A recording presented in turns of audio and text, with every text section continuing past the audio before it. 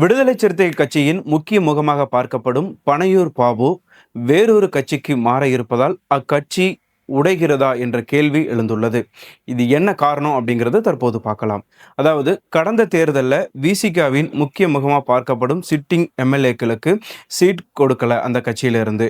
இதன் காரணமாக அந்த கட்சியில் இருக்கக்கூடிய முக்கிய உறுப்பினர்களான ஆலு ஷானவாஸ், எஸ் பாலாஜி, பனையூர் பாபு இவங்க எல்லாருமே அதிருப்தியில் இருந்தாங்க.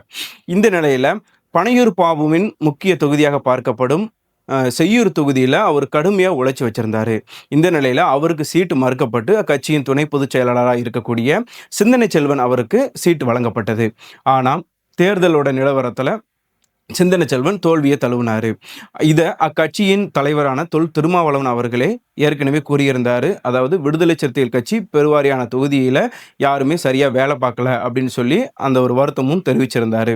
இதன் அடிப்படையில் தற்போது விடுதலை சிறுத்தைகள் கட்சி தாவேகா கட்சியோட கூட்டணி ஆதரவை தெரிவித்த காரணத்தினால இந்த முக்கிய முகமாக பார்க்கப்படும் ஆலூர் ஷானவாஸ் இவர் ஏற்கனவே ஒரு திமுகவோட ஒரு அனுதாபியாக இருந்தார். அவருக்கும் தாவேகாவோட இணைஞ்சதில் விருப்பம் இல்லை.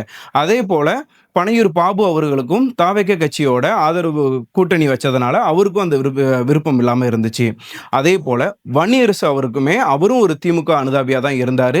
ஆனால் அவருக்கு இன்றைக்கி அமைச்சர் பதவி கொடுக்கப்பட்ட காரணத்தினால அவர் எந்தவித எதிர்ப்பையுமே அதிருப்தியுமே தெரிவிக்கலை.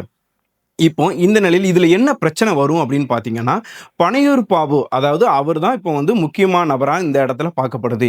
ஏன் அப்படின்னா, ஒவ்வொரு அரசியல் கட்சிக்குமே பின்புலமாக இருக்கக்கூடிய எல்லாருமே தன் தேவைக்காக ஒரு செய்தி சேனலை உருவாக்கி வச்சுருப்பாங்க. அதில் குறிப்பாக விடுதலை சிறுத்தைகள் கட்சியோட முக்கிய அங்கமாக பார்க்கக்கூடிய செய்தி சேனல் என்ன அப்படின்னா வெளிச்சம் டிவி தான்.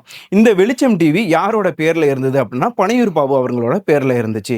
இப்போ பனையூர் பாபு வேறொரு கட்சிக்கு போகிறதால வெளிச்சம் டிவி விடுதலை சிறுத்தைகளின் முக்கிய அங்கமாக இருக்காது அப்படின்னு கூறப்படுது. ஏன் அப்படின்னா இதுக்கு முந்தைய வரலாறு நிறைய இருக்குது. என்ன அப்படின்னா இப்போ அதிமுக அப்படின்னு எடுத்துக்கிட்டோன்னா நமக்கு தெரிஞ்ச சேனல் என்னன்னா ஜெயா டிவி.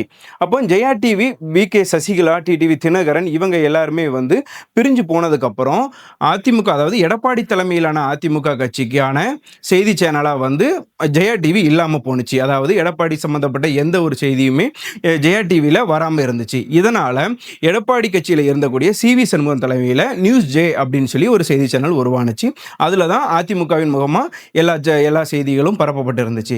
இப்போ அங்கேயுமே ஒரு பிளவு வந்திருக்கு. என்ன அப்படின்னா தாவேகா கூட கூட்டணி ஆதரவை தெரிவித்த சிவி சண்முகம் தலைமையில் நிறைய எம்எல்ஏக்கள் ஆதரவு தெரிவித்து அதிமுகவில் ஒரு பிளவு உடைஞ்சே போச்சுன்னு சொல்லலாம், ஒரு பிளவு ஏற்பட்டிருக்கு. இப்போ சிவி சண்முகம் தலைமையில் இருக்கக்கூடிய அந்த சேனல் எடப்பாடி தலைமையிலான அதிமுக செய்திகளை போட மறுக்கதாக கூறப்படுது.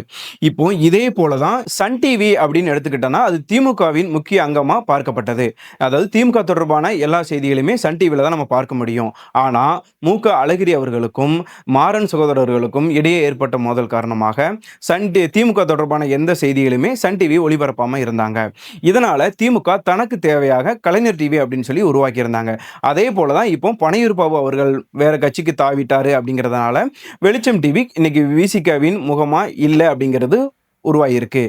இதே போல பனையூர் பாபு மட்டும் போகல, அவர் கூடிய முக்கியமாக இருக்கக்கூடிய நிறைய உறுப்பினர்கள் அவர் கூட வேற ஒரு கட்சிக்கு தாவதால விசிக உடைஞ்சு விட்டுனே நம்ம சொல்லலாம்.